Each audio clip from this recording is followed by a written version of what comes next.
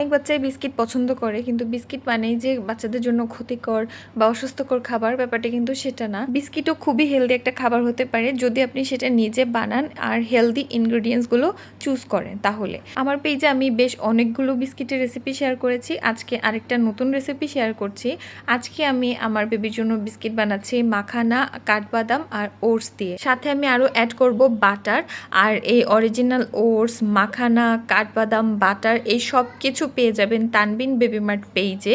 মাখানা কিন্তু বাচ্চাদেরকে কোনো অবস্থাতে কাঁচা দেওয়া যাবে না, এটাকে অবশ্যই রোস্ট করে তারপর দিতে হবে।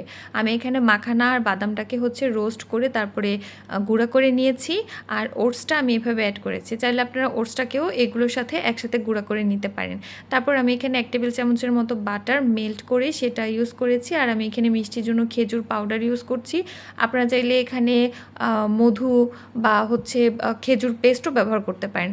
তারপর এখানে আমি অল্প অল্প করে দুধ অ্যাড করে একটা সফট ডো বানিয়ে নিব।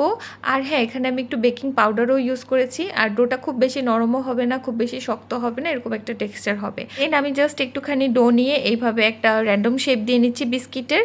আর তারপরে এটাকে আমি এখন এয়ার ফ্রায়ারে বেক করে নিব। একটা কেক মোল্ডে নিয়ে আমি এটাকে এয়ার ফ্রায়ারে বেক করেছি। আপনারা চাইলে এটাকে চুলায় কেক যেভাবে বেক করে সেভাবে বেক করে নিতে পারেন, আর সেভাবেও বিস্কিটটা হয়। আর চুলায় হয়তো 15 থেকে 20 মিনিটের মতো লাগবে। আর এই বিস্কিটটা ঠান্ডা হওয়ার পরে প্রথমে অনেক নরম মনে হলেও যখন ঠান্ডা হবে তখন কিন্তু শক্ত হয়ে যাবে, এরকম ক্রিস্পি হয়ে যাবে।